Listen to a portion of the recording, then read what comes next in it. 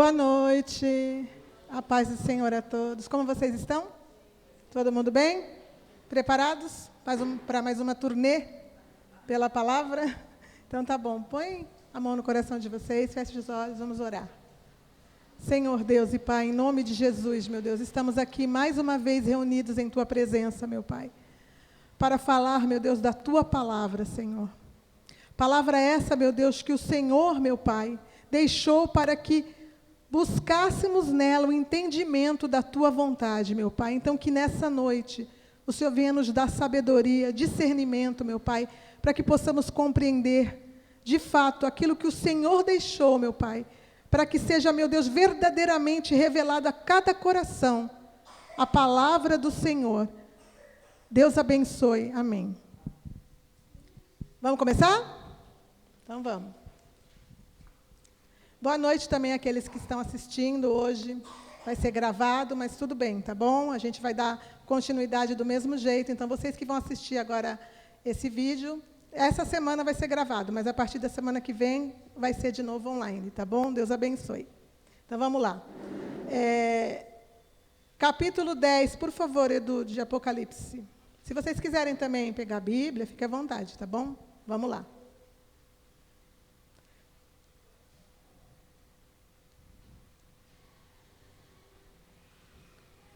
Ok, então vamos lá. Tudo certo? Podemos começar? Então vamos lá. Vi outro anjo forte descendo do céu, envolto em nuvem, com um arco-íris por cima de sua cabeça. O rosto era como o sol e as pernas como coluna de fogo. Pode continuar, por favor? E tinha na mão um livrinho aberto. Pôs o pé direito sobre o mar e o esquerdo sobre a terra. Então, a gente está vendo aqui que apareceu um anjo para João, né?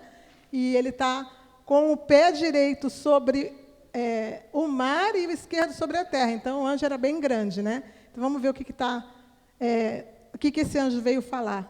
Mais um, por favor, Edu.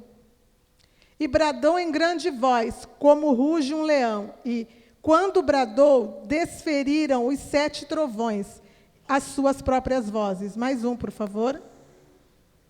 Logo que falaram os 7 trovões, eu ia escrever, mas ouvi uma voz do céu dizendo: guarda em segredo as coisas que os 7 trovões falaram e não as escrevas.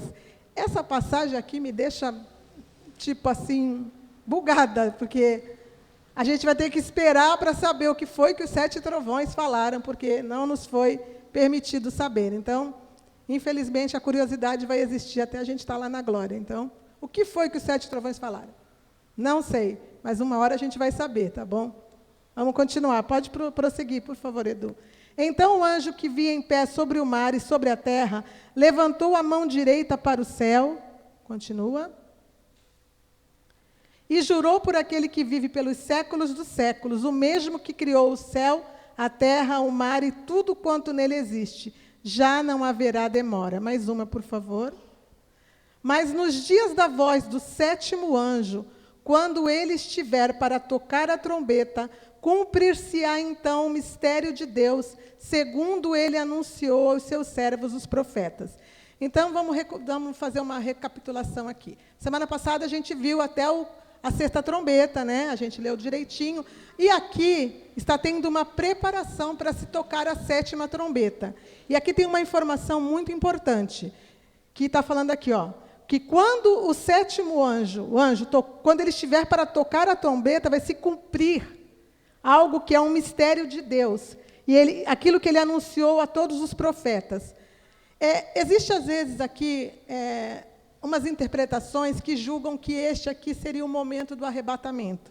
Mas no Velho Testamento, no livro dos profetas, em nenhum lugar é falado sobre o arrebatamento. Existe, sim, algo que foi falado em todos os livros dos profetas, que a gente vai descobrir agora o que foi que o Senhor estava falando aqui, que vai ser aquilo que vai se cumprir, né? Que foi anunciado aos profetas. Por favor, Eduardo, abre para mim Isaías primeiro, Isaías 13:16, por favor. Vamos entender o que é que os profetas falaram, que Deus deixou como profecia e como mistério. Isaías 13:16, isso. Suas crianças serão esmagadas perante eles, e sua casa será saqueada, e suas mulheres violadas. Mais um, por favor.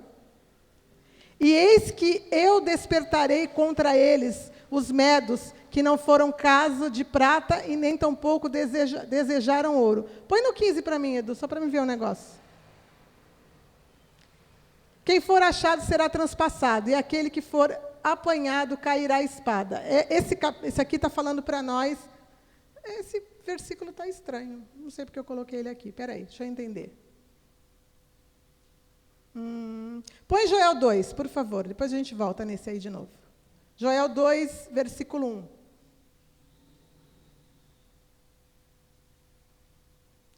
Tocai a trombeta em Sião, dai voz de rebate no meu santo monte. Perturbem-se todos os moradores da terra, porque o dia do Senhor vem e já está próximo. Mais um, por favor. Dia de escuridade e de densas trevas, dia de nuvens e de negridão. Como a alva por sobre os montes, assim se difunde um povo grande e poderoso, o qual desde o tempo antigo nunca houve e nem depois dele haverá, pelos anos de geração em geração.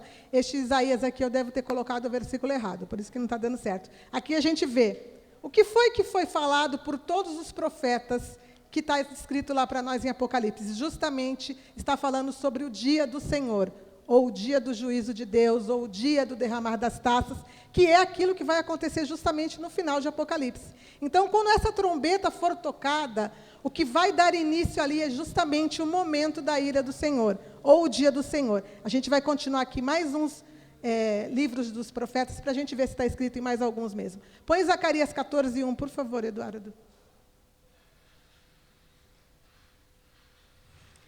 Eis que vem o dia do Senhor, em que os teus despojos se repartirão no meio de ti. Mais uma vez, dia do Senhor. Vamos mais uma?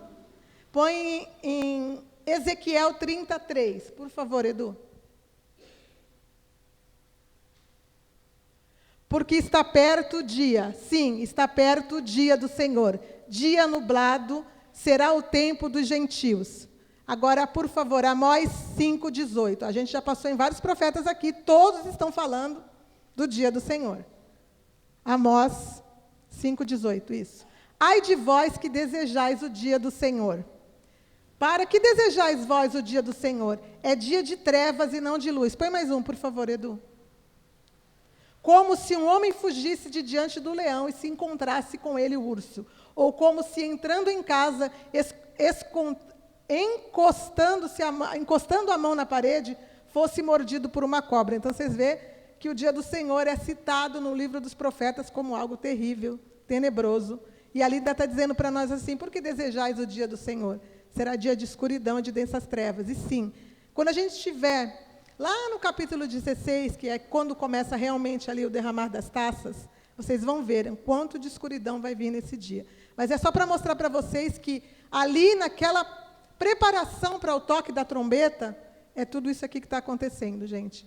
É o anúncio do dia do Senhor.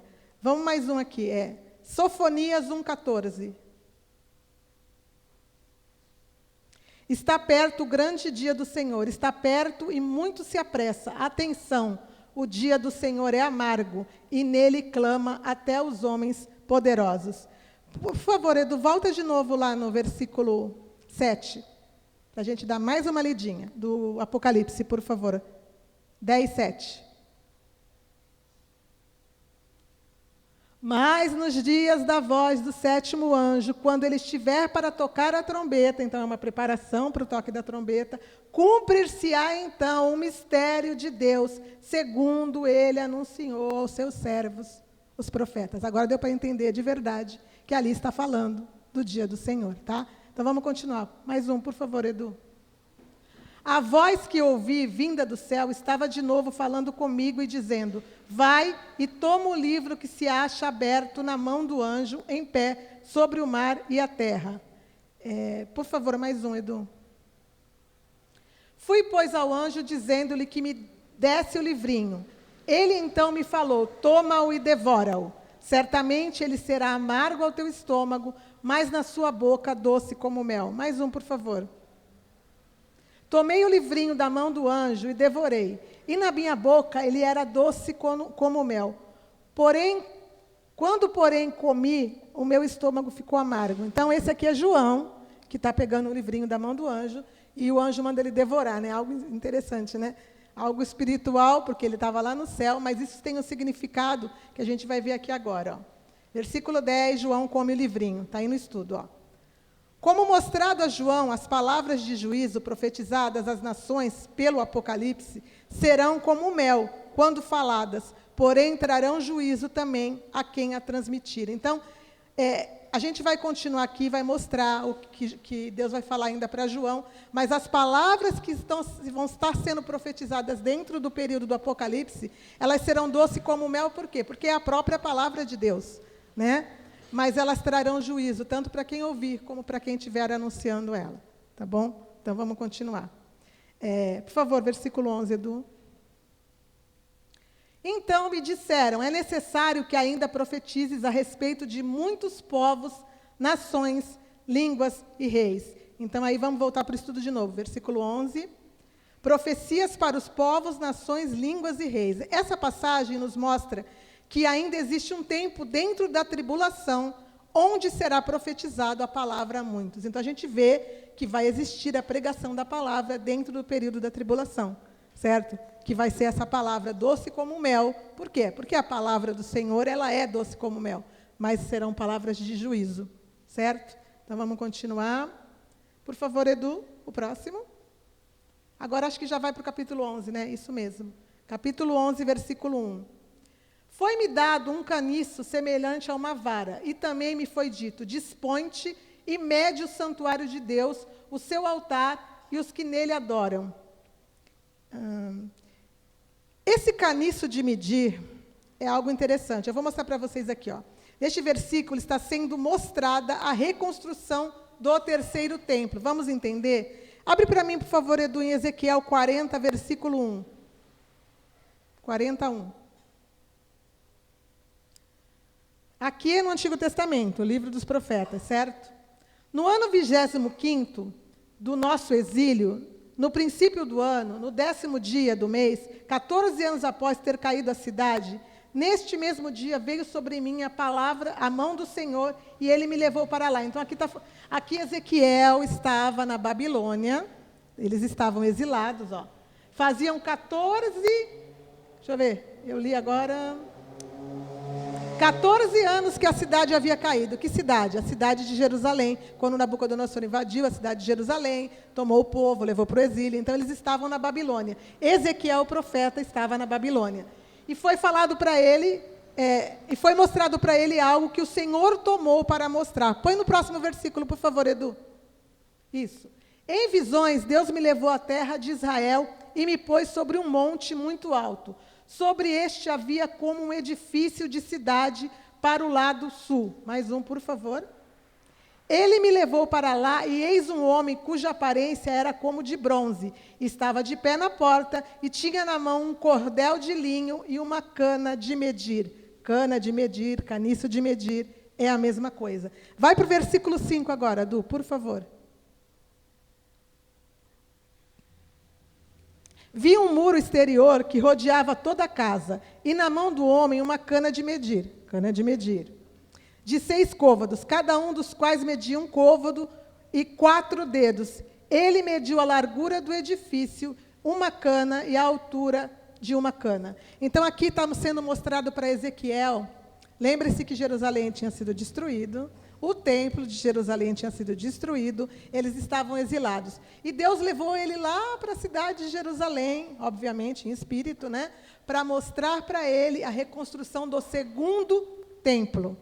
Então, é a mesma medição que vai acontecer, que a gente estava lendo agora em Apocalipse. Só que ali, esse caniço de medir é para a reconstrução do terceiro templo. Então, o terceiro templo de Jerusalém será reconstruído. Isso é necessário para que se cumpra as profecias. Então, a gente está vendo ali essa descrição. Pode voltar, por favor, Edu, para o capítulo 11. Aí você já pode colocar no versículo 2, por favor. Mas deixa a parte do átrio exterior do santuário e não a Messas, porque foi ele dado aos gentis. Estes, por 42 meses, calcarão os pés na cidade santa. Então, os gentis no átrio do santuário. Eu vou mostrar para vocês agora umas imagens. Por favor, Edu, põe a primeira imagem para mim.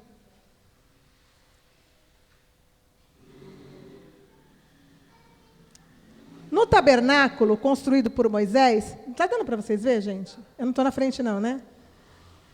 No tabernáculo construído por Moisés no deserto, haviam 3 áreas principais. O átrio, que era a área externa do tabernáculo, com uma única porta de entrada, onde o povo se reunia para adoração. O lugar 2, que era o santo lugar, uma divisão interior do tabernáculo, onde se encontrava a mesa do pão da propiciação, o candelabro e o altar de incenso. E o terceiro, que era o santo dos santos, o espaço mais sagrado do tabernáculo, onde se encontrava a arca da aliança. Então, aqui é o tabernáculo, que é o tabernáculo que foi construído por Moisés no deserto. Então, era uma tenda, não era ainda um templo. Mas já havia ali a disposição do átrio, que era o átrio exterior. Então, isso é algo importante, o átrio exterior. Põe para mim a próxima imagem, por favor, Edu. Aqui é o segundo templo, né? Aqui a gente tem bem a visão do átrio, está vendo aqui? Aqui tem a parte externa, mas aqui é o átrio, ó. Está vendo aqui? É um quintal, vamos lá dizer assim. É um quintal, está vendo? Que vai existir também no terceiro templo, certo? Mas o que está dizendo para nós ali? Volta de novo lá no versículo 2 do capítulo 11, Edu, por favor. Mas deixa de parte o átrio exterior do santuário, e não meças, porque foi ele dado aos gentis. Estes, por 42 meses, calcarão aos pés da cidade santa. Põe a última imagem, Edu, por favor.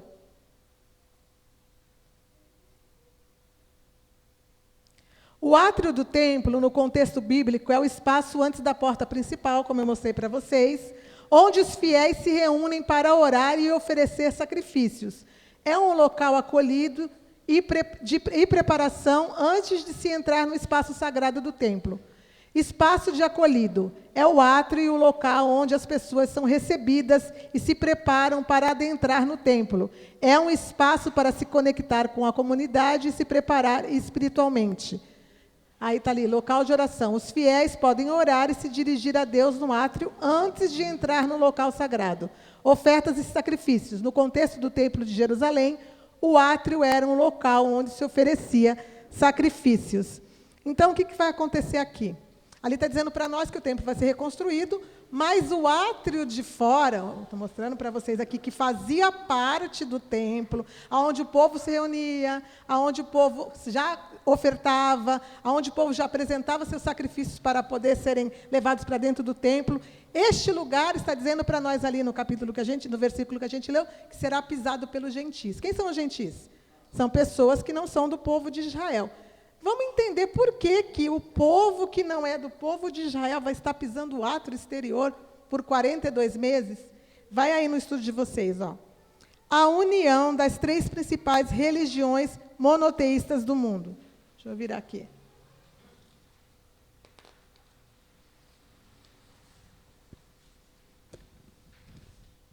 O islamismo, o judaísmo e o cristianismo são as 3 principais monoteístas, religiões principais monoteístas do mundo. O que é monoteístas?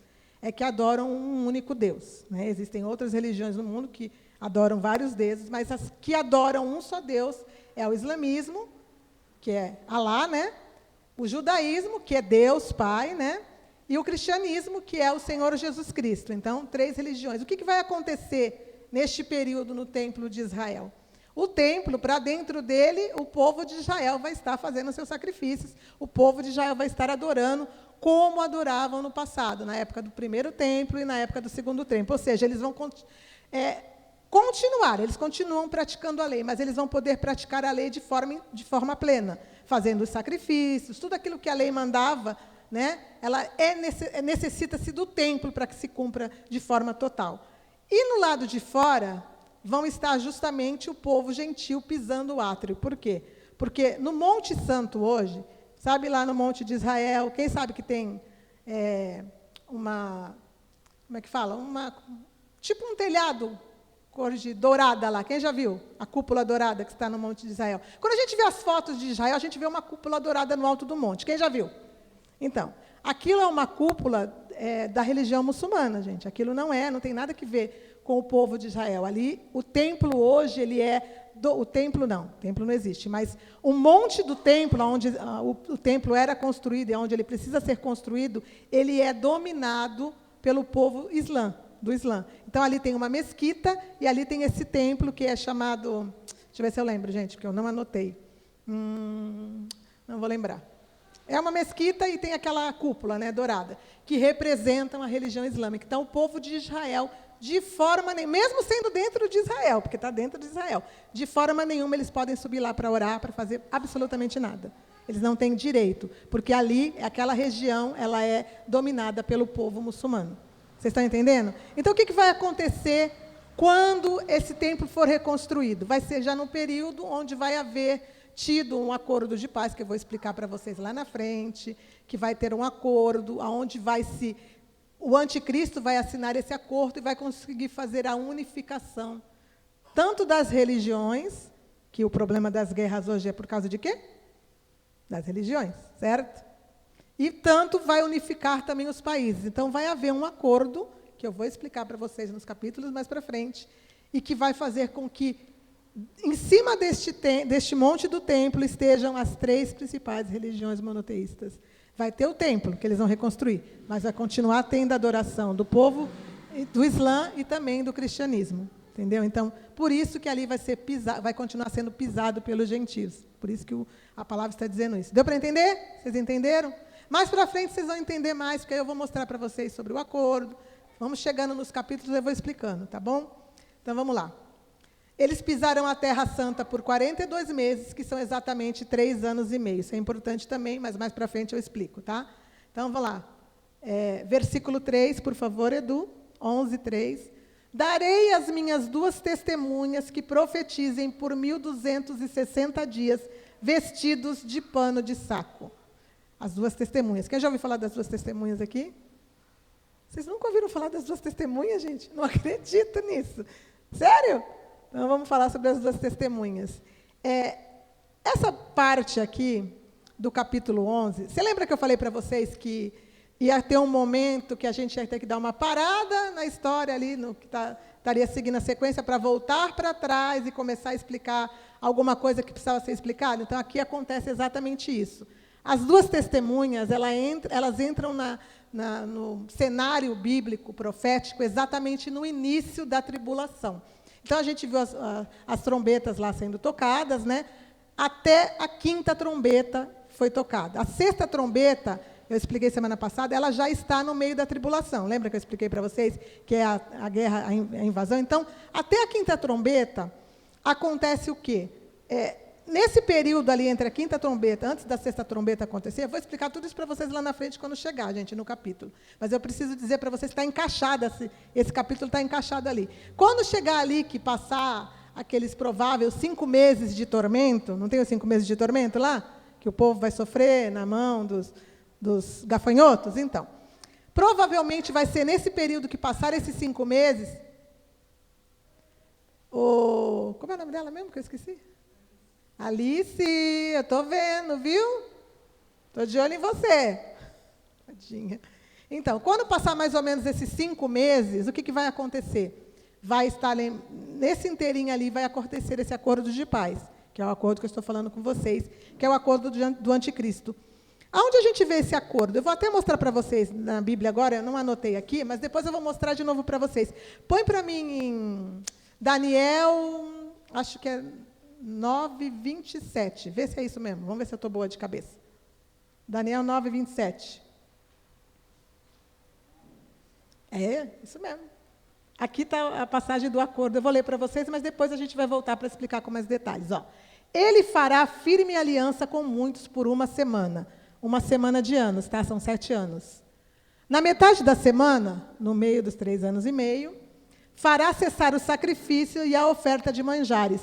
Sobre as asas das abominações virá o assolador. Então, fará cessar o sacrifício e a oferta de manjares. Então, no meio, ele vai fazer cessar o sacrifício do povo de Israel no templo, entendeu?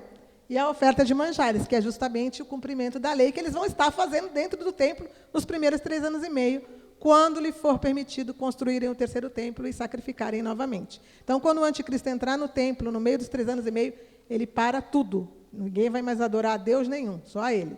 Entendeu? Então, é importante mostrar para vocês, ó, sobre as asas das abominações virá o assolador, até que a destruição que está determinada se derrame sobre eles. Eu já li isso aqui para vocês, mas a gente vai voltar aqui nesse versículo mais algumas vezes ainda. Tá bom? Deu para vocês entenderem? Entenderam? Então, tá. Então, a gente teve esse acordo de paz ali naquele período.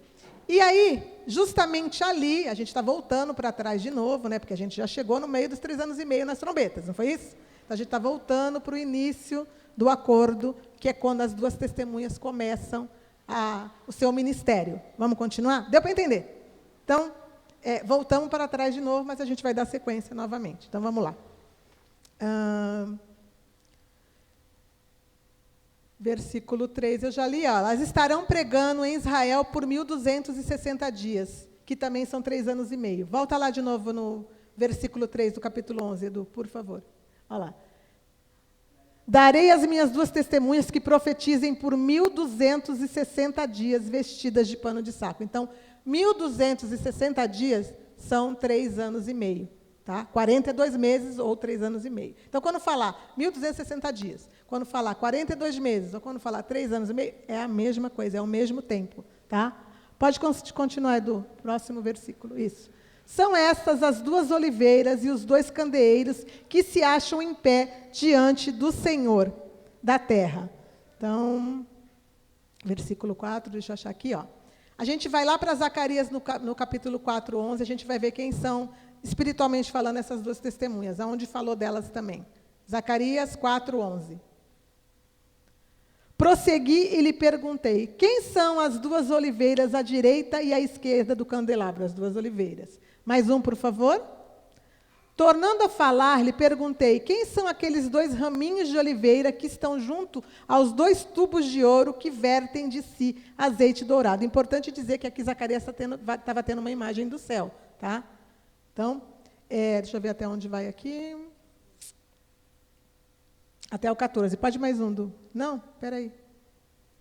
É isso mesmo, até o 14. Ele me respondeu, não sabes que é isto? Eu disse, não, meu senhor. Mais um, por favor. Então ele disse, são os 2 ungidos que assistem junto ao Senhor de toda a terra. Então, esses 2 ungidos que assistem ao Senhor, juntos ao Senhor de toda a terra, são 2 testemunhas que estavam no céu com o Senhor, ou estão no céu com o Senhor, e vão descer à terra para cumprir esse propósito. Vamos entender sobre o que significa isso. Então, vamos lá. Quem podem ser elas, essas 2 testemunhas? Aí existe aqui algumas vertentes de interpretação. Eu vou botar para vocês todas, entendeu? Depois eu vou mostrar para vocês aquilo que eu entendo que seja. Então, pode ser que seja Enoque. Por quê? Coloca lá para mim, Gênesis 5, 24, por favor.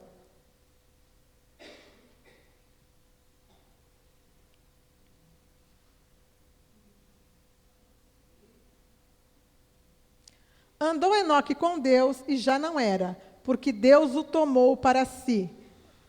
Então, Enoque foi um homem de Deus tão ali, sério no contexto daquilo que ele fazia, que ele não morreu, ele não passou pela morte, ele foi tomado para Deus, ou seja, foi tirado da terra, foi arrebatado. Então, Deus o tomou para si. Vamos ver de novo onde fala mais sobre isso. Hebreus 11, 5.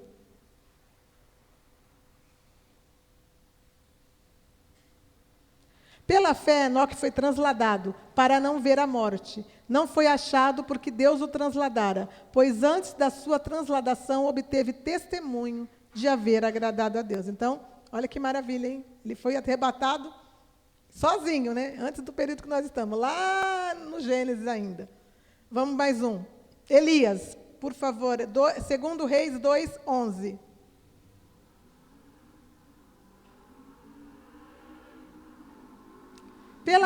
Eu pensei que já estava. 2 Reis 2:11, isso. Indo eles andando e falando, eis que um carro de fogo com cavalos de fogo os separou um do outro, e Elias subiu ao céu num redemoinho. Então, mais um que foi arrebatado aos céus. Aqui está usando, subiu aos céus no redemoinho, lá na outra está transladado, mas no final das contas é tudo a mesma coisa, tá? Foi tirado da terra, ou seja, foi arrebatado, né? E vamos mais um, Moisés. Moisés tem um pequeno problema, que alguns dizem, mas Moisés morreu, de fato. Moisés morreu. Põe em Deuteronômio 34:5, Edu, por favor. Assim morreu ali Moisés, servo do Senhor, na terra de Moabe, segundo a palavra do Senhor. Mais um, por favor, Edu. Este o sepultou num vale, na terra de Moabe, de fronte de Bet-Poar, e ninguém sabe até hoje o lugar da sua sepultura. Então, temos um pequeno problema aqui, porque Moisés morreu. Mas outra coisa que é interessante é que ele morreu, e quem sepultou ele foi o próprio Deus. Vocês já viram Deus sepultar alguém? Mas aqui ele foi sepultado pelo próprio Deus. E ninguém, até hoje, sabe onde ele foi sepultado. Isso é importante. Agora, vamos entender por que ele também entra nesse rol de poder ser as duas testemunhas. Sobre o corpo de Moisés, está escrito aí, não está? Judas 1:9.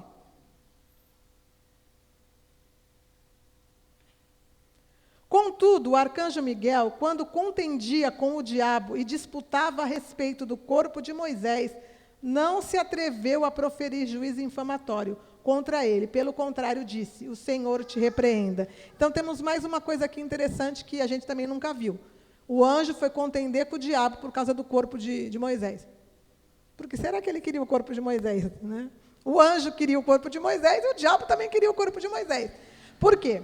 Porque tinha algum propósito com esse corpo. Eu não vi o anjo, nem o diabo contender pelo corpo de mais ninguém, nem de Daniel, nem de Zacarias, nem de Ezequiel, nem de João, nem de Paulo, nem de nenhum. Todos morreram e foram sepultados. Moisés também morreu, mas o corpo dele virou motivo de briga ali, entendeu? Por quê? Algum motivo o Senhor tinha com o corpo dele. E aí eu vou dizer para vocês que eu acredito que as duas testemunhas são Elias e Moisés. Vou mostrar para vocês por quê, entendeu? Justamente, muitos falam, mas ele morreu, mas o corpo foi levado pelo anjo. Algum propósito tinha, né? Então, porque eles vão ter que voltar para a terra nos seus próprios corpos. As duas testemunhas estarão aqui em corpo, vivos. Então, tem que ter o corpo junto, não podia ser só uma alma, né? Como a gente viu já em outras passagens. Então, vamos continuar.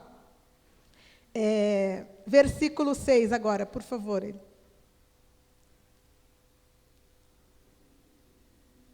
Apocalipse 11:6.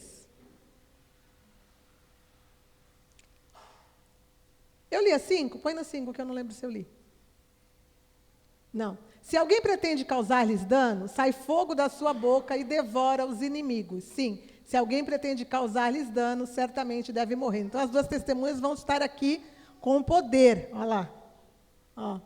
Se alguém tentar fazer alguma coisa com eles, sai fogo da boca deles, olha lá, e devora os inimigos. E se alguém pretende causar-lhes dano, certamente devem morrer. Mais um, Duê, por favor. E elas têm autoridade para fechar o céu para que não chova durante os dias que profetizarem. E têm autoridade também sobre as águas para convertê-las em sangue, bem como para ferir a terra com toda sorte de flagelos ou pragas, tantas vezes quanto quiserem. Então, é interessante aqui, que ali elas vão fazer igual fez Elias e igual fez Moisés. Vamos ver. Elias, põe em Tiago 5,17, por favor.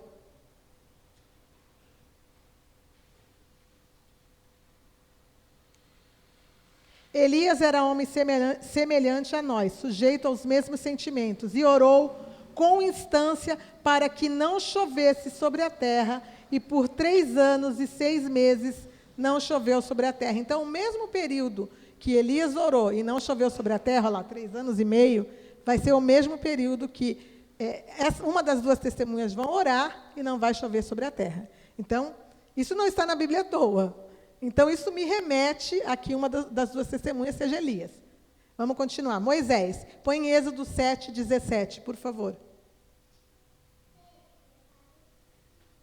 Assim diz o Senhor, nisto saberás que eu sou o Senhor. Com este bordão que tenho na mão, ferirei as águas do rio e se tornarão em sangue. Este aqui é Moisés, quando estava simplesmente começando as 10 pragas, né, ou os 10 flagelos que aconteceram no Egito. Então, a mesma coisa que Elias e Moisés fizeram, as duas testemunhas vão fazer.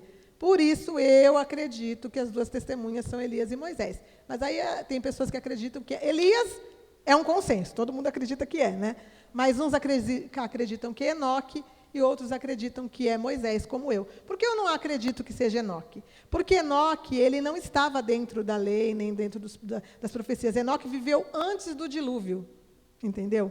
Ele viveu, e ele foi arrebatado como uma representação da igreja. Por quê? Porque mesmo fora de qualquer lei, mesmo vivendo num período ainda lá antes do dilúvio, quando todas as pessoas viviam pecando, ele vivia corretamente com Deus. Então, para mim, ele me remete à igreja. Mas aí é uma visão minha. Aí vocês também podem tirar de vocês. Eu acredito que seja Elias e Moisés. Tá bom? Vamos continuar. Versículo 7 de Apocalipse 11. Por favor, Edu. Quando tiverem, então, concluído o testemunho que devem dar, a besta que surge do abismo pelejará contra elas e as vencerá e as matará. Então, quando acabar os 1.260 dias, ou 3 anos e meio, ou 42 meses, uma besta que vai sair do abismo lá, vai pelejar contra elas, vai vencer e vai matá-las. Então, mas elas não cuspiam fogo da boca, não faziam tudo? Só que aqui é um momento que elas têm que morrer. Entendeu? Vamos entender o que significa isso aqui, ó. A besta do abismo. A besta do abismo. Eu já falei para vocês no capítulo 9 de Apocalipse sobre Abaddon ou Apoleon, que é a mesma coisa, né? Então vamos lá de novo para Apocalipse 9:11. Vamos relembrar. Apocalipse 9:11. E tinham sobre eles como seu rei o anjo do abismo. Então temos abismo aqui de novo. Então lá é a besta que surge do abismo. E aqui é um anjo do abismo, cujo nome em hebraico é Abaddon ou em grego Apolion. Agora vai para mim Apocalipse 17:8. Por favor, Edu. A besta que vistes era e não é, e está para emergir do abismo, e caminha para a destruição. Você vê que o texto está bem parecido, ó. Destruição é o nome da Abaddon e da Apolion. Essa besta, ela vai sair do abismo lá. E caminha para a destruição. Aqueles que habitam sobre a terra, cujos nomes não foram escritos no livro da vida, desde a fundação do mundo, se admirarão vendo a besta que era e não é, mas aparecerá. Então, eu vou explicar para vocês tudo isso sobre essa besta, quando a gente estiver mais para frente, mas, no momento, a besta que surge do abismo aqui, que está lá matando as duas testemunhas, é essa besta aqui. Entendeu? Eu vou explicar para vocês quem é elas no capítulo 13 de Apocalipse, tá bom? Por que ela está lá para matar eles. Por enquanto, fica vocês sabendo que ela é aquela que saiu do abismo junto com os gafanhotos. Tá? Por enquanto, tá bom. Está até escrito aqui, ó, nós vamos falar quando a gente chegar em Apocalipse 13, nos versículos 14 e 15. Que eu não vou ler agora, não, porque depois é muita moleza para vocês, tá? As duas testemunhas foram mortas por essa besta, é o que está falando a palavra, né? Vamos continuar, Du, por favor. Apocalipse 11, acho que é versículo 8 agora, me perdi. Não, é o 8. E o seu cadáver ficará estirado na praça da grande cidade, que espiritualmente se chama Sodoma e Egito, onde também o seu Senhor foi crucificado.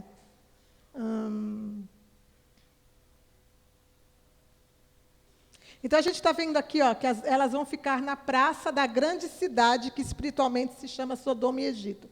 Essa cidade aqui, gente, é Jerusalém, porque, ó, aonde também o seu Senhor foi crucificado. Onde o Senhor Jesus foi crucificado?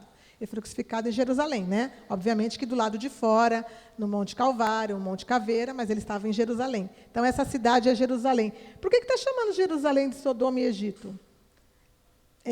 Justamente aquilo que eu falei para vocês. Dentro deste período, assim como Sodoma sofreu um juízo de Deus, foi destruída, né? Caiu fogo dos céus e destruiu Sodoma. Assim como o Egito teve as 10 pragas do Egito sobre ela, da mesma forma, nesse período, Jerusalém vai sofrer o juízo de Deus. Vai sofrer o juízo de Deus porque vai estar, de certa forma, contrariando a vontade de Deus. Mas eu vou explicar isso para vocês mais para frente, só para vocês saberem por que está chamando a cidade de Sodoma e Egito, porque o mesmo juízo de Deus vai estar sobre essa cidade, entendeu? Então tá, continua, por favor, Edu. Então, muitos dentre os povos, tribos, línguas e nações contemplarão os cadáveres das duas testemunhas por 3 dias e meio, e não permitem que esses cadáveres sejam sepultados. Então, eles vão morrer, vão ficar na praça lá, o cadáver morto, 3 dias e meio, ninguém vai deixar tocar neles. Deixa eu ver assim.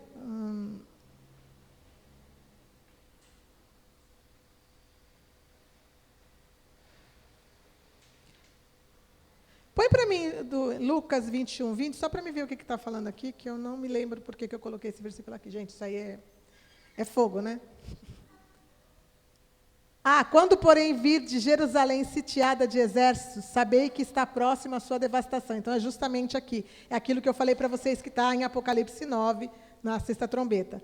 Que realmente, quando as duas testemunhas forem mortas, é no meio dos 3 anos e meio. Este acontecimento é o mesmo que está lá em Apocalipse, eu falei isso para vocês na semana passada.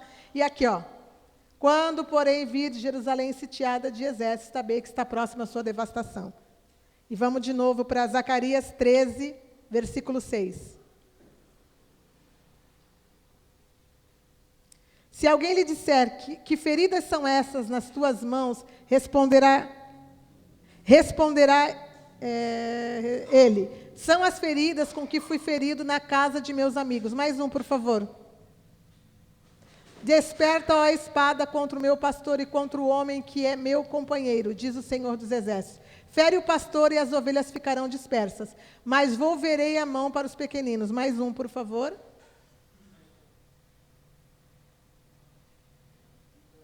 Em toda a terra, diz o Senhor, 2/3 delas serão eliminados e perecerão, mas a 3ª parte restará nela. Mais um, por favor.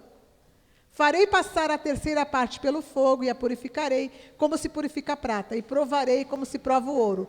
Ela invocará o meu nome e eu a ouvirei. E direi, o meu povo, eu direi, é o meu povo, ele dirá, é o meu Senhor. Aqui está falando justamente de Jerusalém, que nesse período aqui, vai ser morta a 1/3 parte do povo daquele lugar. E ali está citando ali que feridas são essas nas mãos, né? Nas suas mãos? São as feridas com que fui ferido na casa de meus amigos. Então está dizendo que o juízo que Jerusalém vai sofrer neste período, quando no meio dos 3 anos e meio ela for invadida, né, mais uma vez, e ter a sua destruição decretada, é justamente um juízo porque negaram o Senhor Jesus. Entendeu? Então essa passagem está querendo justamente falar sobre isso. Então vamos continuar. Volta lá de novo para Apocalipse. Parei no versículo 1. Aqui, né?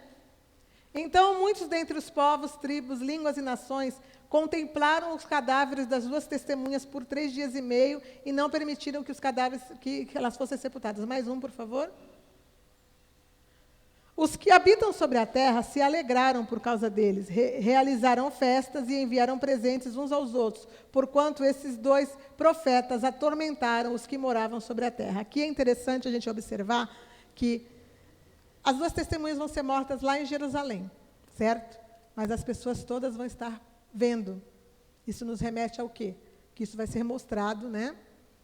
Provavelmente pela internet, pelas redes sociais, em todos os lugares. Então, as pessoas que estarão espalhadas pelo mundo vão comemorar esse acontecimento, essa morte, entendeu? E vão mandar presente uns para os outros, vão fazer festa nesses 3 dias e meio, porque eles estavam atormentando a terra. Por que atormentando a terra? Porque eles estarão justamente pregando aquela palavra que eu falei para vocês lá, do juízo de Deus, que vai ser doce na boca e amargo no estômago. Então, eles são os primeiros a sofrer o juízo, mas vão ter mais pessoas pregando também essa palavra. Eu vou explicar para vocês mais para frente, entendeu? Então, o que acontece? Justamente o povo vai se alegrar, porque não estava com vontade de ouvir nada, né? Não estava com vontade de saber de Deus neste período. Muitos não quererão saber de Deus ainda nesse período. Tá? Então, vamos continuar. Vai mais um, por favor, Edu. Mas depois dos 3 dias e meio, um espírito de vida vindo da parte de Deus, neles penetrou, e eles se ergueram sobre os seus pés. E aqueles que viram sobreveio grande medo. Mais um, por favor. E as 2 testemunhas ouviram uma grande voz vinda do céu, dizendo-lhes, subi para aqui. E subiram ao céu numa nuvem, e os seus inimigos a contemplaram. Então, o que vai acontecer? Que eles vão ressuscitar depois de 3 dias e meio, entendeu? E vão ainda subir aos céus na frente de todas as pessoas. Então, Deus vai fazer com que o povo se assuste grandemente com esse acontecimento. Vamos aqui no estudo. Vai mais um, por favor, Edu. Naquela hora houve grande terremoto e ruiu a 10ª parte da cidade. E morreram nesse terremoto 7.000 pessoas, ao passo que as outras ficaram sobremodo aterrorizadas e deram glórias ao Deus dos céus. Então, a 10ª parte da cidade de Jerusalém vai ruir com um grande terremoto que vai acontecer justamente no momento em que as 2 testemunhas estão sendo arrebatadas. Que o povo vai falar, meu Deus, o que está acontecendo? Vai acontecer um grande terremoto e vai ruir a 10ª parte da cidade. Vai para mais um versículo, por favor, Edu. Passou o 2º ai, eis que sem demora vem o 3º ai. Então, aqui passou o 2º ai. Lembra que eu li do 1º ai, que eram 3, passou o 1º ai quando passou a primeira trombeta, não foi isso? Aliás, a primeira trombeta não, a 5ª trombeta, a primeira dos ais, que era a 5ª, a 6ª e a 7ª, né? Os 3 ais. Então, aqui já é o 2º, então significa que realmente a 6ª trombeta foi tocada. Quando ela foi tocada? Quando aconteceu a invasão, como eu li para vocês na semana passada. Então, passou o 2º ai. Põe mais um, por favor, Edu. O 7º anjo tocou a trombeta e houve nos céus grandes vozes, ó, a trombeta sendo tocada, dizendo, o reino do mundo se tornou de nosso Senhor e de seu Cristo, e ele reinará pelos séculos dos séculos. Então, vamos recapitular de novo, vou repetir de novo para vocês entenderem. A gente leu lá no final da 4ª trombeta, quem lembra? Que existiam 3 ais para acontecer nas últimas 3 trombetas que seriam tocadas. A 5ª, a 6ª e a 7ª, não é isso? Aí passou a 5ª trombeta, que foi o capítulo 9. Aí está escrito lá, passou o 1º ai, não foi isso? Agora, a gente leu aqui no 11, aqui, passou o 2º ai. Estou explicando para vocês que aquela guerra que a gente viu na 6ª trombeta, daqueles seres que são os gafanhotos, com tecnologia, que vão invadir Jerusalém, e é justamente o capítulo 21 de Lucas, que falou da cidade cercada por exércitos, que ela vai ser devastada, não é isso que a gente leu agora há pouco? Então, aí está dizendo que passou o 2º ai, 6ª trombeta. Agora a gente está iniciando o 7º. Então, agora vai acontecer o 3º ai. Entendeu? Estão entendendo? Então, vamos continuar. A 7ª trombeta, está aí no estudo de vocês.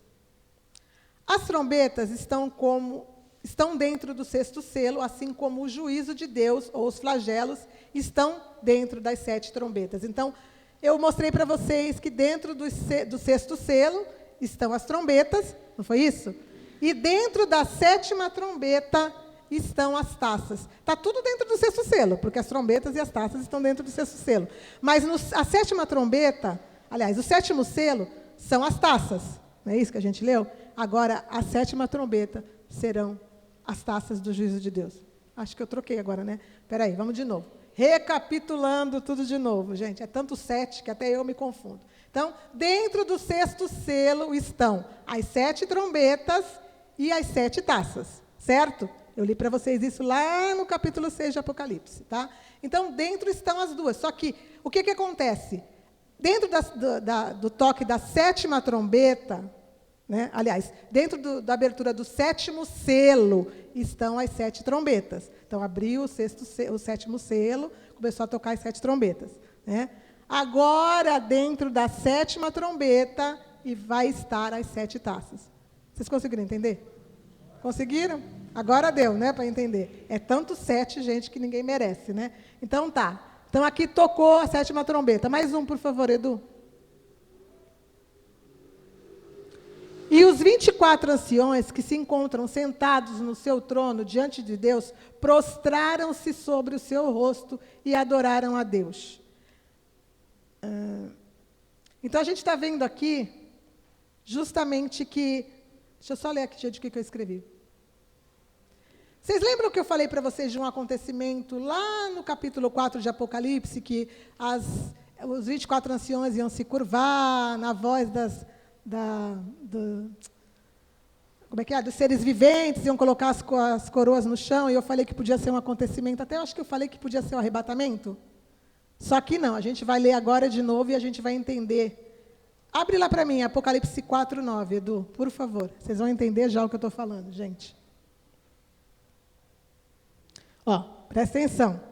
Quando esses seres viventes derem glórias e honras e ações de graças ao que se encontra sentado no trono e ao que vive pelos séculos dos séculos, mais um, por favor.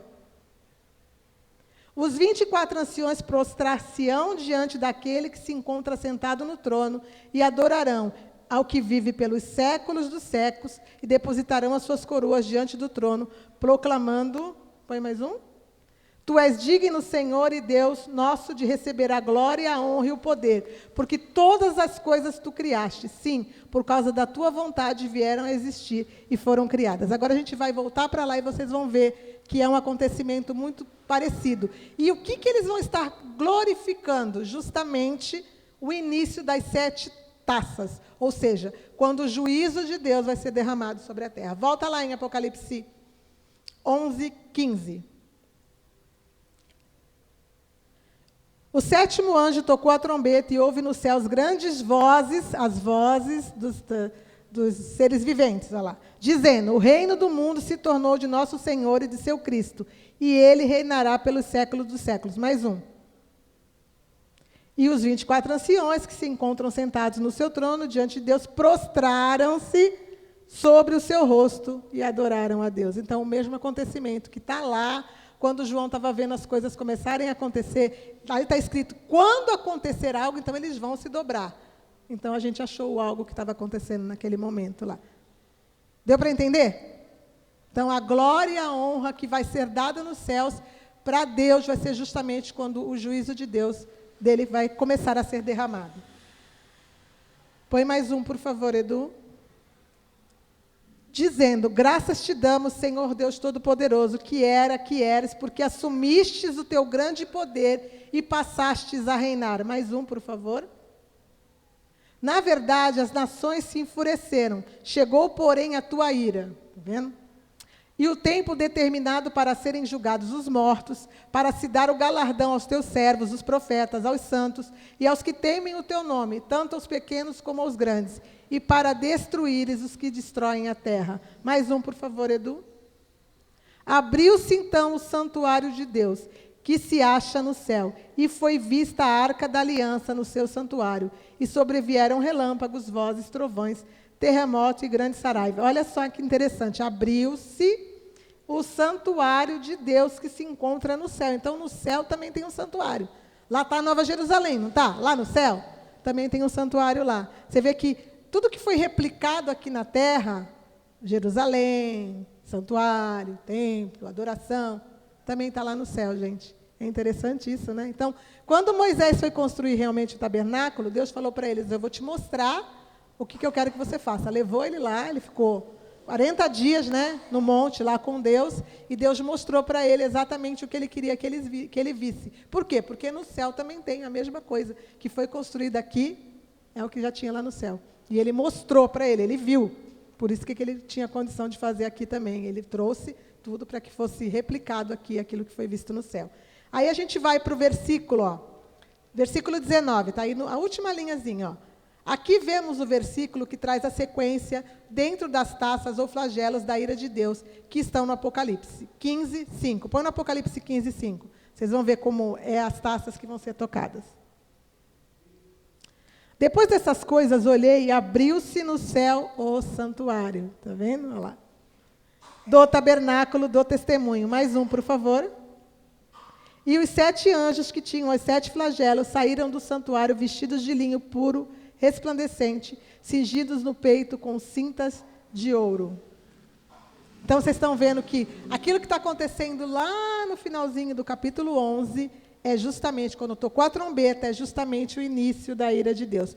Só que nesse meio aí, na semana que vem, e na outra, no capítulo 13, a gente vai fazer de novo uma parada da sequência, que está pulando ó, do 11 para o 15, a sequência, né?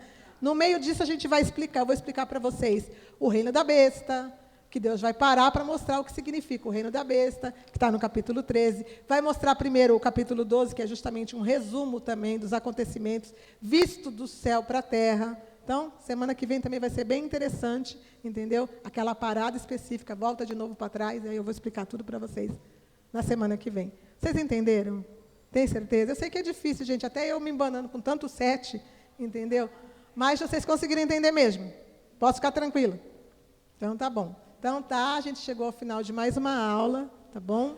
E eu queria agradecer tanto a quem vai assistir pela internet, como vocês. Fiquem com Deus e até a próxima.